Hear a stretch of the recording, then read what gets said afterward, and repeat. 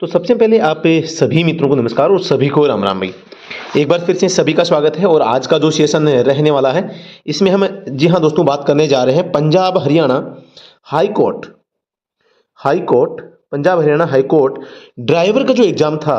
Driver का exam था, यहाँ पर मैं इसको नाम दे रहा हूँ PH 2022 में सेकेंड शिफ्ट का पेपर।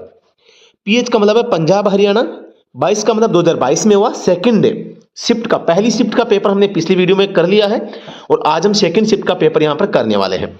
जी हाँ दोस्तों, मैं बताना चाहूंगा आप हमारा स्टडी एट होम जो ऑनलाइन एप्लीकेशन है वहां का फ्री कोर्स भी ज्वाइन कर सकते हैं और पेड कोर्स भी ज्वाइन कर सकते हैं। दोनों कोर्सेज है आपको स्टडी एट होम ऐप के ऊपर मिलते हैं।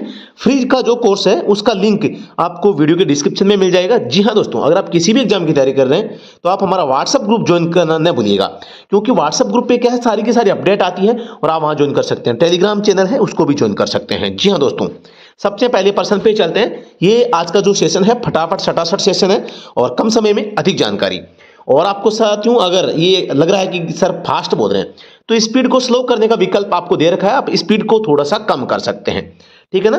प्रश्न संख्या 1, नीचे दिया गया चिन्ह क्या निरूपित करता है? आप सभी को पता है यहां पर P है, P बना के एरो का निशान राइट साइड इधर है, लेफ्ट इधर है, तो राइट में बताया गया है।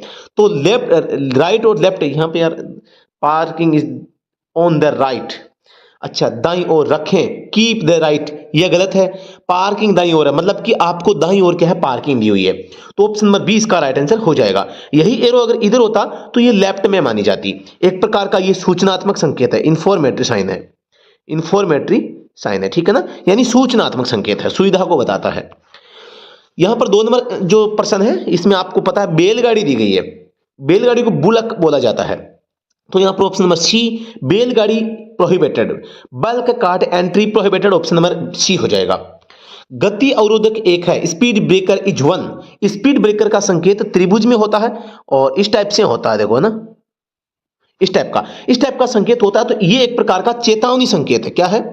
चेतावनी संकेत है। इसको कॉशनरी साइन भी या वार्निंग साइन भी बोला जाता है, इसलिए सचेतक चिन्ह भी बोला जाता है। कई नाम है इसके, सचेतक बोल दो और संकेतात्मक बोल दो, चेतावनी, कौशनरी, वार्निंग, ये सारे इसके नाम हैं। तो ये सचेतक और वार्निंग 2 नाम आए हैं, तो इसको ऑप्शन नंबर 1 हम लगा देंगे।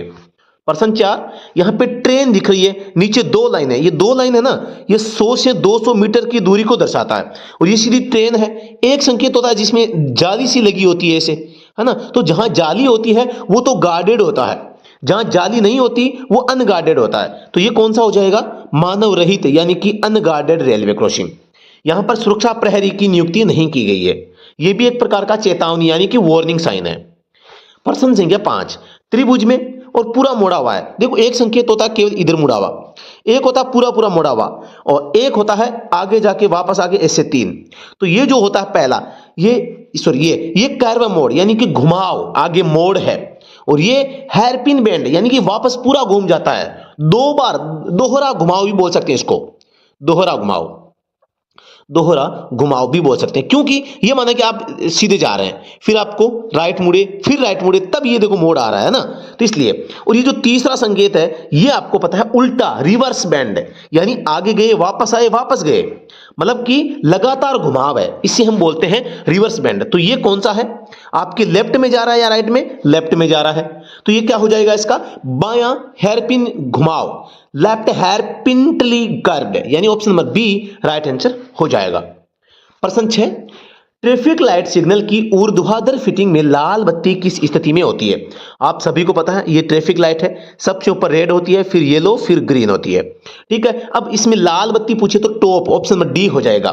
क्रम पूछे तो सबसे पहले देखो क्रम माना कि जनरली जो ग्रीन रहती है, ठीक है ना, ग्रीन के बाद में कौन सी आएगी? मतलब ग्रीन के बाद में येलो आएगी, येलो के बाद में रेड आएगी, रेड के बाद में फिर से ग्रीन आएगी, फिर येलो आएगी। तो इस टाइप से ये क्रम रहेगा इनका ना। तो दिल्ली पुलिस में ये 3 ऑप्शन दिए थे भाई, 1 2 और 3, YRG, है ना। तो यहां पर आपको कंफ्यूज नहीं होना है, कहने का मतलब ये है, ठीक है ना। तो कोई बात नहीं, नेक्स्ट सवाल पे चलते हैं। अब आपको देखो ऑप्शन में RGY दे दे तो भी सही है, Y आर जी दे दे तो भी ठीक है। देखो ये आर जी वाला देखो यहां बैठ रहा मामला, और देखो वाई आर जी वाला मैंने अभी आपको बताया था। तो ये कर्म आगे पीछे दे सकते हैं, आपको थोड़ा सा ध्यान रखना है इन चीजों का। भाई जो हमारा है ना कर्म है वो सबसे पहले ग्रीन है, फिर येलो है, फिर रेड है, वापस ग्रीन है, वापस येलो है, वापस रेड है ना। तो जी वाई आर ये बन रहा है ना। अब वो यहां से उठाए, यहां से भी उठा सकता है, यहां भी उससे भी उठा सकता है। आपको ये कर्म याद रखना है, एक लंबी कतार बनानी है आपको। सड़क पर अखंडित पीली रेखा मतलब कि अनब्रोकन, मतलब बिना टूटी हुई। अब देखो अखंडित, खंडने का मतलब है खंडी हुई, मतलब टूटी हुई। अखंडित का मतलब जो टूटी हुई नहीं है, मतलब लगातार। आप इसको कंटिन्यूअसली लाइन बोल सकते हैं, कंटिन्यूअस है ना, कंटिन्यूअस बोल सकते हैं। तो कंटिन्यूअस यहां पर जब पीली रेखा होगी तो उसका मतलब होगा ओवरटेक नहीं करना। ऑप्शन नंबर एक ध्यान से समझना, अखंडित का मतलब क्या है, जो टूटी हुई नहीं है।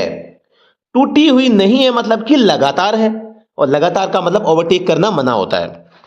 प्रश्न 8, निरंतर खालिस्तान लाइट यातायात को रुकने और अगला निर्देश दिए जाने तक प्रतीक्षा करने का निर्देश देती है। कंटिन्यूड खालिस्तान the light instructs traffic to stop and wait until further instructions are given. तो सभी को पता है ये रेड लाइट संकेत देती है। रेड लाइट का मतलब होता है आप रुके, नेक्स्ट जब तक हम आगे का कोई सिग्नल न दे तब तक आपको रुके रहना है। यहां पे देखो गोल आकृति में आदेशात्मक संकेत restriction and, option number D इसका राइट आंसर हो जाएगा। यहां पे भी ये गोल आकृति में है, आदेशात्मक है, मतलब कि कंपल्सरी जो है, कंपल्सरी राइट टर्न अहेड, इसका मतलब होता है कंपल्सरी राइट टर्न अहेड, ये इसका मतलब मीनिंग होगा। तो यहां पर आगे दाएं मुड़ना अनिवार्य, right turn mandatory, option number यहां पे बी राइट आंसर हो जाएगा। यहां पे प्लस का निशान है, फर्स्ट एड का है, सभी जानते हैं, एकदम सरल है। तो ये एक प्रकार का इंफॉर्मेटिव साइन होता है, सूचनात्मक संकेत होता है। मार्क दें, गिव वे इज ए कौन सा संकेत होता है, उल्टे त्रिभुज में, और ये एक प्रकार का आदेशात्मक संकेत होता है, ठीक है ना, आदेशात्मक। तो यहां पर हो जाएगा अधिदेशात्मक सड़क चिन्ह, मैंडेटरी रोड साइन, क्योंकि आदेशात्मक संकेत कोई अधिदेशात्मक संकेत माना जाता है। पैदल क्रॉसिंग एक है, पेडेस्ट्रियन क्रॉसिंग इज वन, आप सभी को पता है त्रिभुज के अंदर फुटपाथ बना होता है और यहां पर एक आदमी जा रहा होता है ना। तो यहां एक प्रकार का कौन सा साइन है, वार्निंग रोड अहेड, यानी कि सचेतक सड़क चिन्ह, ऑप्शन नंबर सी इसका राइट आंसर हो जाएगा। सड़क पर खंडित यानी टूटी हुई सफेद या पीली रेखाओं के निशान क्या निरूपित करते हैं। अगर निरंतर है तो आपको पार नहीं करना, लेकिन टूटी हुई है तो आप सावधानी से पार इनको कर सकते हैं। मतलब कि अगर खंडित सफेद या पीली रेखा है तो ओवरटेक केयरफुली, सावधानी से ओवरटेक करें, ऑप्शन नंबर बी इसका राइट आंसर हो जाएगा। प्रश्न 15, 70 सीसी से 500 सीसी के बीच की इंजन क्षमता वाली बाइक की पिछली नंबर प्लेट पर अक्षरों की ऊंचाई बताएं।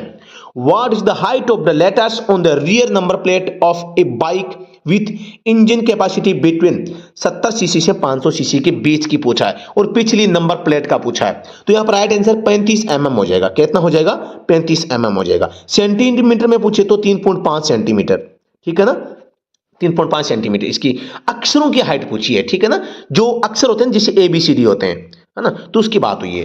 प्रश्न संख्या 16, ट्रैफिक सिग्नल लाइट में कितने रंग होते हैं। सभी को पता है ट्रैफिक सिग्नल जो लाइट होती है रेड, येलो, ग्रीन, तो 3 होते हैं, ऑप्शन नंबर 1 राइट आंसर हो जाएगा। प्रश्न 17, चौराहा मतलब कि चौराहा त्रिभुज के अंदर क्रॉस का चिन्ह होता है, तो ये एक प्रकार का चेतावनी यानी कि कॉशनरी साइन है या वार्निंग साइन है, ऑप्शन नंबर सी इसका राइट आंसर हो जाएगा। प्रश्न 18 है, हॉर्न बजाना अनिवार्य है। हॉर्न बजाना अनिवार्य है, एक कौन सा संकेत है। हॉर्न देखो अब ये गोल आकृति में होगा और संकेत ये हॉर्न का संकेत बना होगा, ये ब्लू सर्कल में होगा, BLU ब्लू, और ये जो संकेत है ये व्हाइट में बना होगा, है ना। तो यहां पर ये किस प्रकार का साइन है, मैंडेटरी साइन है, ऑप्शन नंबर 1 राइट आंसर यानी अधिदेशात्मक। साथियों आजकल देखो आदेशात्मक संकेतों का अधिकतर नाम अधिदेशात्मक आता है।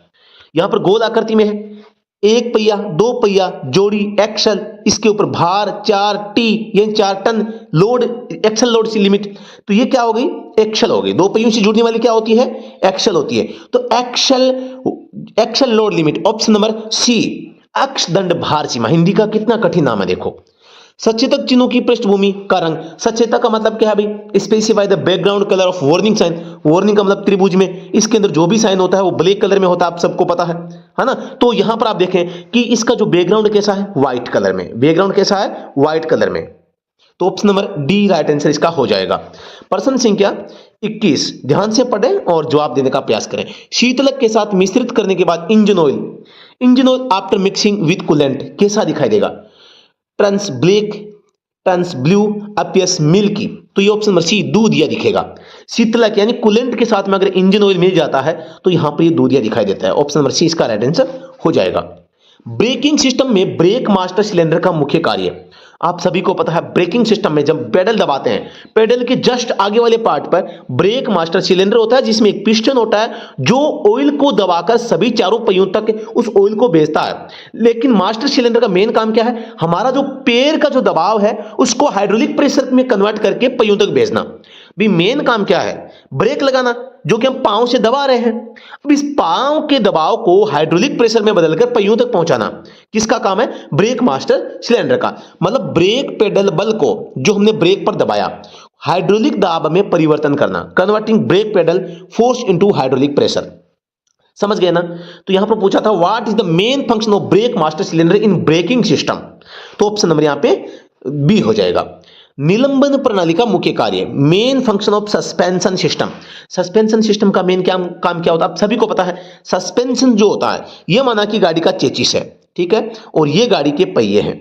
ये पहिए के ऊपर यहां पे एक्सल लगी है और इस एक्सल के ऊपर लगा रहता है क्या? यहां पे सस्पेंशन। ये सस्पेंशन चेसिस से यहां से जुड़ता है। समझ गए ना आप? तो ये क्या काम करता है? ये सड़क की सतह से कंपन, यानी जो पहिए का जो कंपन है इस चेसिस तक न जाए। कंपन यानी कि to absorb vibration and impact, और जो झटके होंगे यानी कंपन और संघट। कंपन और संघट को मतलब कहते हैं वाइब्रेशन एंड इंपैक्ट।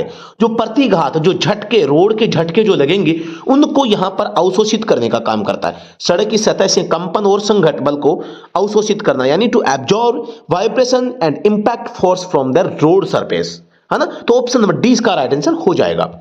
निलंबन के दौरान निलंबन संचलन और बॉडी रोल को नियंत्रित करने के लिए खलिस्तान का उपयोग किया जाता है। Are used to control suspension movement and body roll during suspension. जब सस्पेंशन काम करते हैं तो वहां पर इनको नियंत्रित कंट्रोल करने के लिए किसका उपयोग किया जाता है? इनमें से कोई नहीं, stabiliser rod, drop arm, tie rod. ये दोनों तो देखो स्टीयरिंग सिस्टम के पार्ट हैं। किसके पार्ट है? स्टीयरिंग के भाग हैं दोनों ही। स्टेबलाइजर रोड का प्रयोग यहां पर किया जाता है, ठीक है ना? तो यहां पर stabiliser rod are used to control suspension movement and body roll during suspension, ठीक है ना? ये दोनों देखो ध्यान से रखना भाई, ये दोनों स्टीयरिंग सिस्टम के पार्ट है ना? अगले प्रश्न पे चलते हैं। चाल सीमा से अधिक चाल से वाहन चलाने की, मतलब driving over the speed limit. आपको स्पीड लिमिट 50 दी गई है, आप 60 से चलाते हैं, क्या ऐसी अनुमति है? क्या नहीं है, कभी भी अनुमति, never allowed. Option number D हो जाएगा। सभी को पता होगा कि स्पीड लिमिट का जो उल्लेख है इसका उल्लेख धारा 112 में किया गया है। उल्लंघन करते हैं धारा 183 लागू होती है और यहां पर डीएल सस्पेंड भी हो सकता है। किसके अकॉर्डिंग? धारा 206 के अकॉर्डिंग। साथ ही जुर्माना कितना है? एलएमवी गाड़ी के लिए आपको पता 1 से 2000 का जुर्माना है। एचएमवी गाड़ी के लिए यहां पे अलग है, 2 से 4000 का जुर्माना है। साथ ही एचएमवी गाड़ियों की स्पीड लिमिट 80 किलोमीटर प्रति घंटे की रफ्तार से ज्यादा नहीं हो सकती।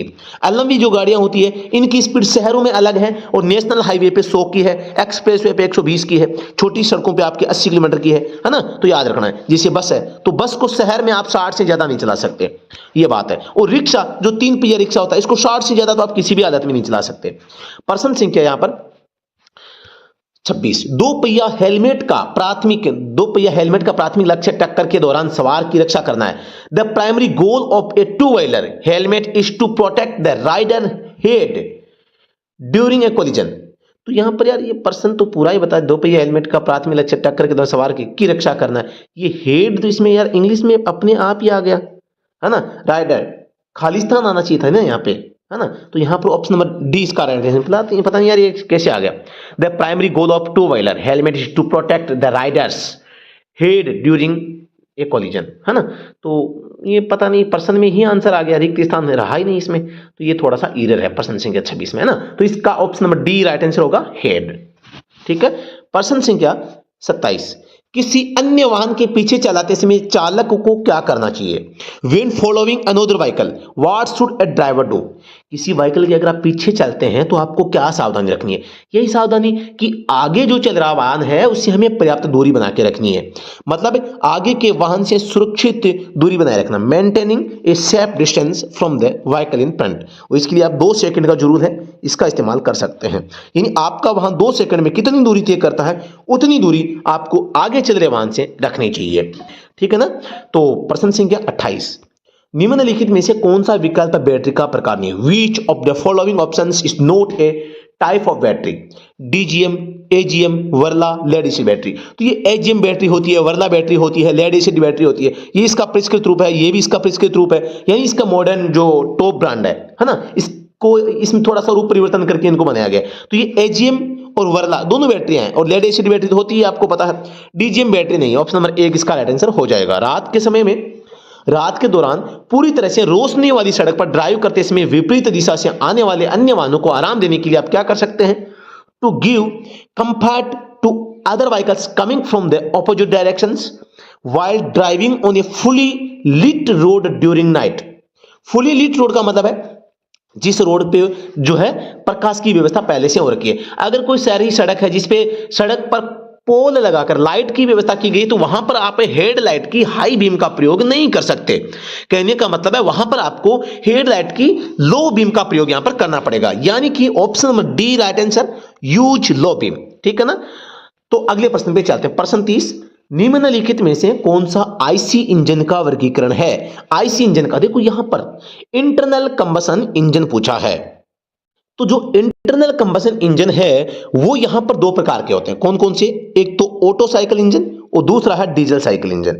इनको 2 भागों में बांटा गया है। अब दोस्तों यहां पर आप कहोगे फिर ये ऐसा इंजन क्या है? यह है इग्निशन के आधार पर, यह है इग्निशन के आधार पर इंजन के प्रकार पूछे तो एक सीआई इंजन है, एक ऐसा इंजन है, यानी कि ये मेथड है, सिद्धांत है। ये एक प्रकार का भी कौन सा इंजन के सिद्धांत पे काम करता है? तो जैसे कि एसआई, एसआई का मतलब है स्पार्क इग्निशन मेथड पे वर्क करता है। कौन सा? Petrol engine. सीआई इंजन ये कंप्रेशन इग्निशन सिद्धांत, यानी कि कंप्रेशन यानी संपीड़न के सिद्धांत पे काम करता है, जो कि डीजल इंजन होता है।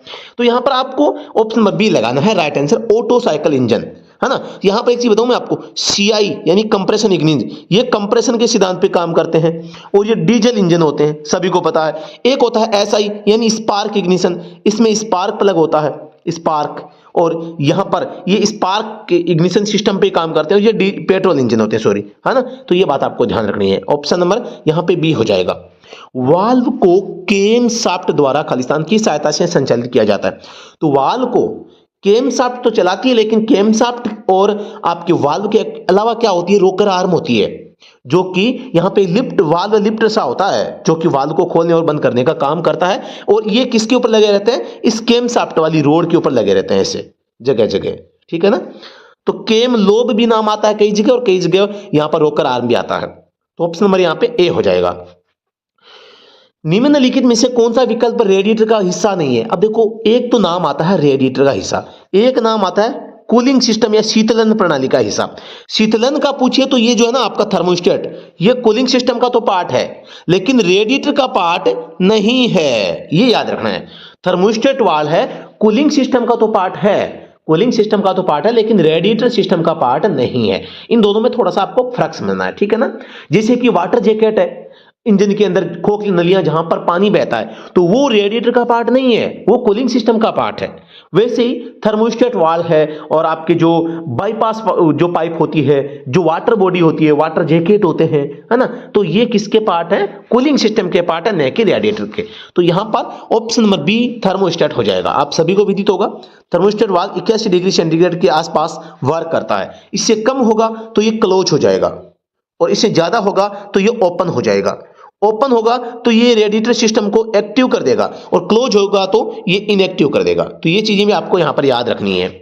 प्रश्न 33, कार के पहिए को संतुलित कैसे करते हैं? How to balance a car wheel? तो आप सभी को पता है, adding appropriate weight to the wheel at the appropriate position, उचित स्थिति पर पहिए पर उपयुक्त भार जोड़ना। Option number D right answer हो जाएगा।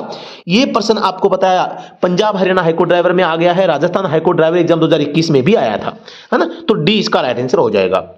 वाहन चलाते समय खालिस्तान का प्रयोग न करें। डू नॉट यूज खालिस्तान व्हाइल ड्राइविंग। क्या? Helmet, seat belt, sun glasses, mobile. तो आप सभी को पता है वाहन चलाते समय कभी भी मोबाइल का यूज आपको नहीं करना चाहिए। अगर करते हैं तो ये धारा 184 का उल्लंघन है, जो कि खतरनाक ड्राइविंग के लिए मानी जाती है, और इसके लिए आपको 1000 से लेके 5000 के बीच में कितना भी जुर्माना दिया जा सकता है। ठीक है, तो यहां पर आप मोबाइल फोन का गाड़ी चलते समय प्रयोग नहीं कर सकते। निम्नलिखित में से कौन सा विकल्प वाहन प्रवर्तन प्रणाली में शामिल है? Which of the following options are included in the vehicle actuation यानी कि स्टार्टिंग सिस्टम। प्रवर्तन सिस्टम का मतलब है स्टार्टिंग सिस्टम। तो इसका कौन कौन सी इसके भाग है? देखो, जैसे इग्निशन कॉइल है, डिस्ट्रीब्यूटर है, स्पार्क प्लग है, कॉम्बिनेशन स्विच है, हेडलाइट है, रिले है, ब्रेक पेडल है। तो ये तीनों ही गलत हो जाएंगे भाई। ऑप्शन डी, बैटरी प्रवर्तक और प्रवर्तन स्विच यानी कि बैटरी एक्चुएटर यानी कि सेल्फ स्टार्टर, और एक्चुएशन स्विच यानी कि सेल्फ इग्निशन स्विच। ठीक है, तो यहां पर ऑप्शन नंबर डी इसका राइट आंसर हो जाएगा। भाग पूछे हैं, कितना अच्छा प्रश्न है। ऑटोमोबाइल में क्लच की स्थिति सभी को पता है, इंजन होता है, इंजन के आगे फ्लाईव्हील के ऊपर क्लच होती है और इसके आगे गियर होता है। तो इंजन और गियरबॉक्स के मध्य क्या होता है? आपका क्लच होता है। ठीक है, तो यहां पर option number D right answer हो जाएगा। क्लच के भाग पूछे तो यहां पर आपको क्लच प्लेट बतानी है, और आपकी क्लच प्रेशर प्लेट बतानी है, क्लच रिलीज बियरिंग बताना है। 3 चीजें होती है। ठीक है, अगले प्रश्न पे चलते हैं। क्लच के ऊपर जो फ्रिक्शन मटेरियल होता है वो एस्बेस्टस का बनाया जाता है, याद रखना आप। जिसे फेसिंग जो मटेरियल बोला जाता है, जो फेस करता है किसको? यहाँ पे घर्षण को। खालिस्तान को सावधानी से चलना चाहिए और जेब्रा क्रॉसिंग का उपयोग करना चाहिए। तो आप सीधा सा मतलब निकालो, जेब्रा क्रॉसिंग पर कौन जाते हैं? पैदल यात्री। पैदल यात्री को बोलते हैं पेडेस्ट्रियन। ऑप्शन नंबर डी इसका राइट आंसर हो जाएगा। यानी कि should drive carefully and use zebra crossing. Zebra crossing का यूज कौन कर सकता है? पेडेस्ट्रियन। यानी pedestrian should drive carefully and use zebra crossing. Question number 38, parking कहां प्रतिबंधित है? Where is parking restricted? आप सभी को पता है पार्क केवल फुटपाथ और ट्रैफिक सिग्नल चौराहे पर नहीं करनी चाहिए। Option number A, near footpath and traffic signal. Option number A right answer हो जाएगा। यदि आपके वाहन के साथ वैध खालिस्तान नहीं है तो आप 1000 के जुर्माने के लिए उत्तरदायी होंगे और बाद के प्रत्येक अपराध के लिए 2000। If you do not have a valid blank स्थान और with your vehicle you will be liable to a fine of ₹1000 and it is ₹2000 for each subsequent offense। ठीक है, तो यहां पर आप सभी को पता है यहां पर डीएल का जो जुर्माना है वो तो 5000 जुर्माना है। ठीक है, और पीयूसी का जुर्माना है धारा 190 में 1, 2, 3 धारा दी गई है। अब इसमें कईयों में 1500 रुपए हैं और कईयों में आपके 1000 हैं, 1000 से 5000 हैं और कईयों में 2000 है, इस टाइप का है। तो मेरे हिसाब से यहाँ पर जो ऑप्शन जो है ना सी माना जाना चाहिए था। एक्चुअल में 1000 2000 यहाँ पे पीयूसी का भी नहीं है, लेकिन बोर्ड का आंसर यहाँ पे ऑप्शन नंबर 1 है, पीयूसी सर्टिफिकेट। यानी पीयूसी प्रमाण पत्र आपके पास नहीं है तो यहाँ पर 1000 का जुर्माना लगेगा, है ना। तो इसके ऊपर थोड़ा सा गहन अध्ययन करेंगे, इसके स्टार मार्क कर दीजिए और हम दोबारा से इसको रिमाइंड करेंगे। ठीक है, प्रश्न संख्या 40, दुर्घटना स्थल पर यदि किसी घायल की सांस रुक जाती है तो आपको क्या करना चाहिए? अगर सांस रुक गई और आप अगर ब्लीडिंग रोकने में लगे रहे तो मामला गड़बड़ हो जाएगा। सबसे पहला काम होता है घायल कितना भी हो, कुछ भी टूटा फूटा हो, लेकिन व्यक्ति को सांस तो आए ना, तो आपको सांस उसको देनी ही है, उसका रास्ता क्लियर करना ही पड़ेगा। मतलब कि दिए गए विकल्प में से कोई नहीं। घायल को पानी पिलाने की कोशिश करें, वायु मार्ग साफ करने के लिए सिर को थोड़ा सा पीछे झुकाएं, जब तक सिर को आगे झुका कर वायु मार्ग साफ करने के लिए सिर को धीरे से पीछे झुकाना, मतलब option C, gently tilting the head back to clear the airway। बिल्कुल ऑप्शन नंबर सी इसका राइट आंसर हो जाएगा। मतलब श्वास लेने के लिए रास्ता आपको क्लियर करना पड़ेगा, इसके लिए उसको आपको लिटाकर गर्दन को पीछे करना है। प्रश्न 41, ब्लैंक स्थान है का उपयोग ज्वलन पद्धति यानी कि इग्निशन सिस्टम में वोल्टेज को बढ़ाने के लिए किया जाता है। आपको पता होगा पेट्रोल इंजन है वो एसआई सिद्धांत पे काम करता है, स्पार्क इग्निशन पे, और इसके लिए इसमें यूज में लिया जाता है स्पार्क प्लग। स्पार्क प्लग को चलाने के लिए इससे पहले लगा होता है डिस्ट्रीब्यूटर। डिस्ट्रीब्यूटर को जो पावर मिलती है वो इग्निशन कॉइल आईसी से मिलती है और आईसी चलती है बैटरी से। ठीक है ना, बैटरी जो होती है ये आईसी यानी इग्निशन कॉइल को यहां पर क्या देती है?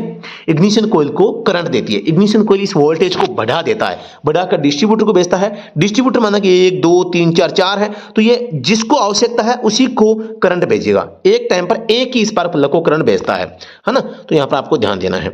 तो ऑप्शन नंबर सी इसका राइट आंसर हो जाएगा। प्रश्न 42, इंजन के आरपीएम को मापने के लिए उपयोग किया जाने वाला एक उपकरण है। An instrument used to measure the RPM of an engine. यानी कि गाड़ी की जो इंजन शाफ्ट है उसका आरपीएम यानी रिवॉल्यूशन पर मिनट, उसको मापने के लिए किसका प्रयोग करते हैं? घूर्ण वेग मापी यानी टेकोमीटर का।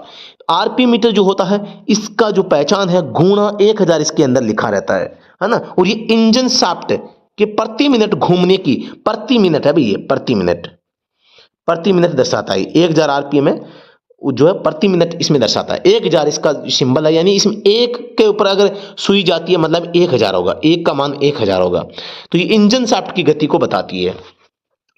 ओवरटेक करने के दौरान यह सुनिश्चित किया जाना चाहिए कि while overtaking should be ensured that पीछे से कोई वाहन नहीं आ रहा है, आगे का रास्ता स्पष्ट दिखाई दे रहा है, ओवरटेक करना सुरक्षित है, ये तो गलत है। सामने वाला वाहन बाएं मुड़ रहा है, ये चीजें तो देखो आप पर्याप्त चाल से चल रहे हैं, मतलब आपकी ये चीजें तो सारी सही है, लेकिन ओवरटेक करते समय आपको क्या ध्यान रखना चाहिए? मेन चीज है वो है आगे का रास्ता स्पष्ट दिखाई दे और ओवरटेक करना सुरक्षित हो, यानी कि the path ahead is clearly visible and overtaking is safe, यानी कि एक तो आपको रास्ता पूरा क्लियर दिखे और दूसरा सेफ हो, दोनों चीजें हैं तो यहां पर ओवरटेक कर सकते हैं। संचरण तंत्र का हिस्सा नहीं है, यानी not part of the transmission system. पहिए, gear box, axle, clutch. Engine जो होता है देखो, एक तो ये इंजन स्वयं जो है वो ट्रांसमिशन यानी कि संचरण तंत्र का भाग नहीं है, ये नहीं है। इसके आगे क्लच लगती है, क्लच है। इसके आगे गियर लगता है, गियर के आगे आपके यू जॉइंट लगता है, यू जॉइंट के आगे प्रोपेलर शाफ्ट है, फिर यू जॉइंट है, फिर आपका डिफरेंशियल है, फिर आपकी रियर एक्सल है। ये यहां तक के जो पार्ट है ना, ये आपके ट्रांसमिशन सिस्टम के पार्ट होते हैं यहां तक के, ठीक है ना। अब यहां पर देखो ये रियर एक्सल के आगे व्हील आ गए ना, तो पहिए, देखो नाम से पता चल रहा है, देखो ट्रांसमिशन सिस्टम का नाम है ट्रांस, और ट्रांस का मतलब है ट्रांसफर, मतलब कि पावर को क्या करना, एक जगह से दूसरी जगह भेजना, ठीक है। तो अब ये पहिए जो है पहियों तक तो जाती है, लेकिन पहिए आगे किसी को भी जो है यहां पर पावर को ट्रांसफर नहीं कर रहे, है ना। तो ये तो लास्ट छोर है, इसीलिए यहां पर पहियों को ट्रांसमिशन सिस्टम का पार्ट नहीं माना जाता, ठीक है ना। ऑप्शन नंबर 1 इसका राइट आंसर हो जाएगा। निम्नलिखित में से कौन सा टायर का एक प्रकार नहीं है? ट्यूबलेस होता है, रेडियल प्लाई टायर होते हैं, क्रॉस प्लाई रेडियल से पहले आते थे, बहुत अच्छे हैं, और इसके अलावा स्ट्रेट प्लाई कोई टायर नहीं होता। ऑप्शन नंबर डी इसका राइट आंसर हो जाएगा, है ना। तो टायर के प्रकार पूछे, आप देखते हैं जो टायर होता है इसके ऊपर माप होती है 7.50 और यहां पे लिखा रहता है R16, ठीक है। तो अब यहां पर देखो ये जो R होता है ना, ये जो आपके रेडियल टायर को ही बताता है, यानी जो टायर बना हुआ है वो रेडियल टाइप में बना हुआ है, ठीक है। तो ये चीजें आपको थोड़ा सा ध्यान रखना है। और बाकी आपको उम्मीद करता हूं आज का जो सेशन है, क्योंकि इस पेपर में 45 ही पर्सन आए थे, और उम्मीद करता हूं मैंने 100% आपको दिया है, हर पर्सन की बाल की खाल निकालने का प्रयास किया है। जहां पर पर्सन की डेफिनेशन की आवश्यकता थी वहां पर मैंने आपको बताया है, जहां आवश्यकता नहीं थी मैंने उसको स्किप करके जल्दी उसको निपटाया है, जिससे कि रोड साइन का पर्सन आते हैं, रोड साइन की, क्योंकि हमें पता है कि कहां पर बच्चा कंफ्यूज होता है। जहां कंफ्यूजन होगी वहां टाइम देंगे, जहां कंफ्यूजन बिल्कुल नहीं है टाइम वेस्ट नहीं करेंगे, क्योंकि ये जो क्लास है, ये सेशन है, वो फास्ट रिवीजन का पार्ट है और फटाफट सेशन का पार्ट है। और हम आपके समय की कदर करते हैं, है ना, हम आपके समय की आपकी इज्जत करते हैं, क्योंकि आप हैं तो हम हैं, आप नहीं होंगे तो हमारा भी कोई वजूद नहीं होगा। इसलिए आपका जो भला, आपके बेनिफिट हमारे लिए सर्वोपरि है, और आप हमेशा से बने रहिए स्टडी रूम परिवार के साथ में। और अगर आपको ये सेशन अच्छा लगता है, एक लाइक आप जरूर कर दीजिएगा, लाइक आपको करना है, और एक छोटा सा अच्छा वाला कमेंट भी आपको करना है, और कमेंट से हम हमेशा मोटिवेट होते हैं और जल्दी अच्छा से सेशन हम ले सकते हैं अगर मोटिवेशन होता है। कोई भी काम जो होता है वो मोटिवेशन के बगैर नहीं हो सकता, एक हर काम के पीछे मोटिवेशन होना जरूरी है,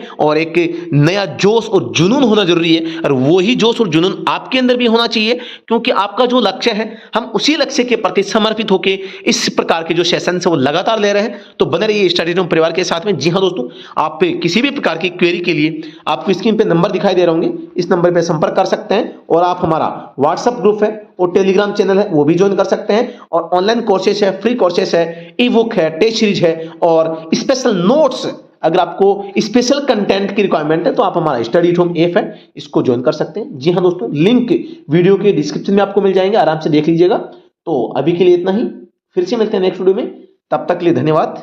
जय Hind, thank you so much.